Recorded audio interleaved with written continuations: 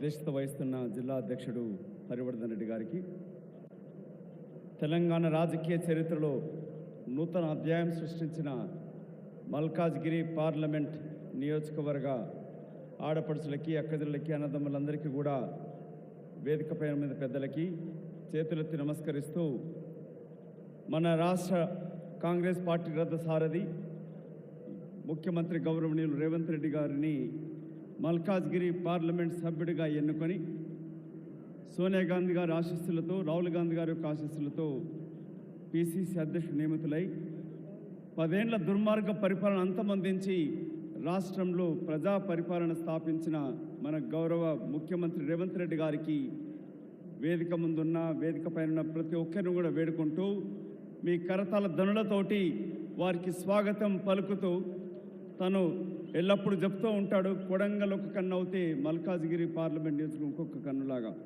Malkajgiri parliament సభ్యుడి ఎన్నికైనాకనే ఈ రాష్ట్ర రథసారథి బాధ్యతలు చేపట్టి తెలంగాణ రాష్ట్రంలో మార్పు తీసుకురావడానికి కారణమైంది మల్కాజ్గిరి నియోజకవర్గం. ఇవాళ మల్కాజ్గిరి పార్లమెంట్ నియోజకవర్గం నుంచి తన తర్వాత పార్లమెంట్ సభ్యురాలుగా 18 ఏళ్ల జడ్పీ చైర్పర్సన్గా పనిచేస్తూ భర్త సాటిగా నాయకులు ఎదిగిన సునీత మహేందర్ రెడ్డి గారిని గౌరవ ముఖ్యమంత్రి పార్లమెంట్ కాంగ్రెస్ పార్టీ అభ్యర్థిగా నియమించినందుకు మనందరిపైన ఒక బాధ్యత ఉన్నది. నేను, మీరు అందరం కలిసి కూడా వేదిక మీద ఉన్న ఇన్ఛార్జ్ మంత్రివర్యులు శ్రీధర్ బాబు గారు, పార్లమెంట్ నియోజకవర్గ నాయకులు మైనంపల్లి హనుమంతరావు గారు, మిగతా 7 నియోజకవర్గాలు వజ్రేష్ యాదవ్, ప్రవీణ్ రెడ్డి, రమేష్ గారు, మనందరం పైన ఒక బాధ్యత. మీ అందరూ ఉన్నారని చెప్పి మనం ముఖ్యమంత్రి గారికి ఈ రోజు నుంచి అహర్నిశలు పొద్దు రాత్రి అనకుండా కాంగ్రెస్ పార్టీ అభ్యర్థిని గెలిపించే బాధ్యత తీసుకుందామా? ఒకసారి మీ చేతులు ఎత్తి ముఖ్యమంత్రి గారికి విశ్వాసం కలిగిద్దాం. మనం గ్రూపులని పక్కన పెట్టి, కొత్త వాళ్ళు వస్తున్నారు, పాత వాళ్ళు ఉన్నారు, వేదిక మీద ఉన్న అగ్ర నాయకులంతా ఉన్నారు. ప్రతి ఒక్కరు కూడా విజ్ఞప్తి, ఈ పార్లమెంటు నియోజకవర్గం ముఖ్యమంత్రి గారు పదే చెప్తా ఉన్నారు, 14 పార్లమెంట్ సభ్యులను గెలిపించాలి, రాహుల్ గాంధీ గారిని ప్రధానమంత్రిని చేయాలి, ఎన్డీఏ ప్రభుత్వం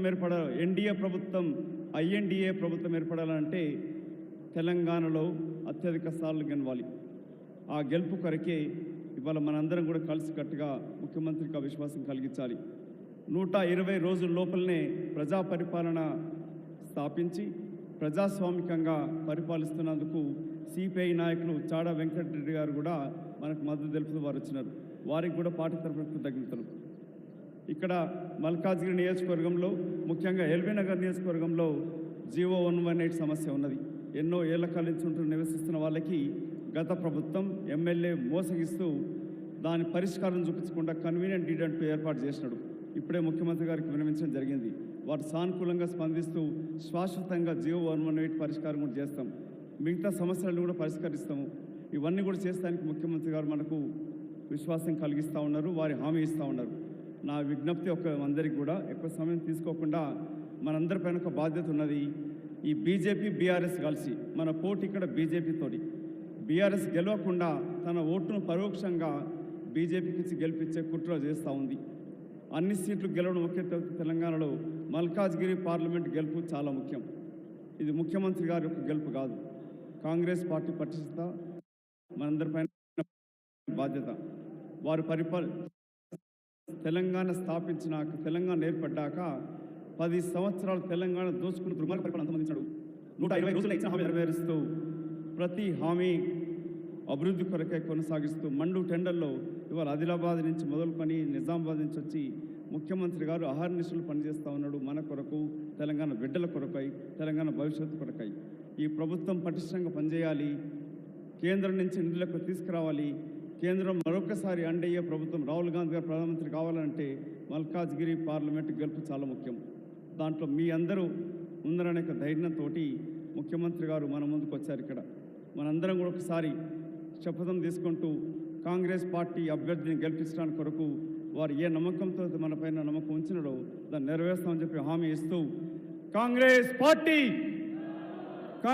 పార్టీ చేతి గుర్తుకే. ధన్యవాదాలు. జై హింద్, జై కాంగ్రెస్. మన